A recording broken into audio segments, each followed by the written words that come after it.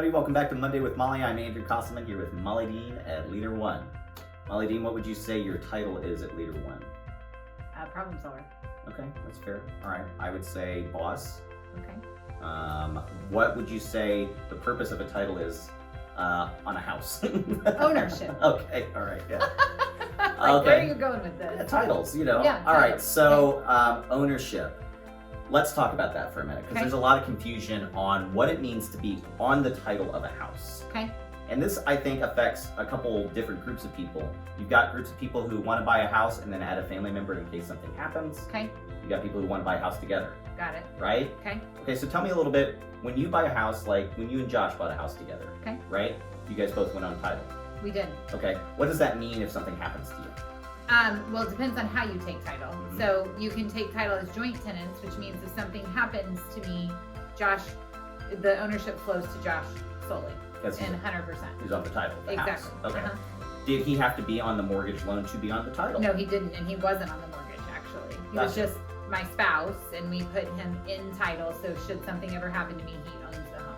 Now, this is a topic that we've been getting asked a lot more about because obviously you've grown into many, many other states, and titling is not always the same depending on what Right. states we're in. Correct. So we always do encourage people to ask when it comes to titling questions, but for the most part, you've got some pretty basic concepts.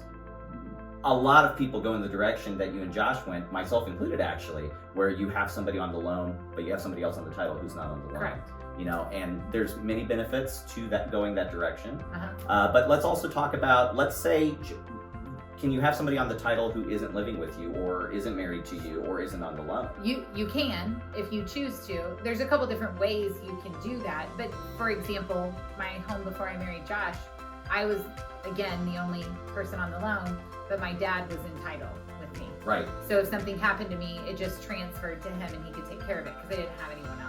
We helped my neighbor do a loan where he put his mother on the title Yes. of the house for the exact same reason. Yes. Okay, now let's talk about some effects that can have though on you, Right. right? Let's say you put dad on title, right? But it was your house. Right. Okay, and dad's not on the loan. Right. He's just on the title. That means it's not dad's problem, right? Not true. Okay, let's talk about that side of it. So dad has ownership. Mhm. So if I went to sell it, my dad would have had to have been there to sign off on it. Mhm. He would have had to agree to sell. He had a right to equities and all of that in the home because he owned it with me. That's what ownership is. So if he's not on the mortgage, it can't count against him if he wants to go buy something though, right? Well, yes and no. I mean, I'm the obligor, so Mhm. I show that I'm making the payment. We deduce a copy of the document that shows I'm the obligor, but he is still an owner.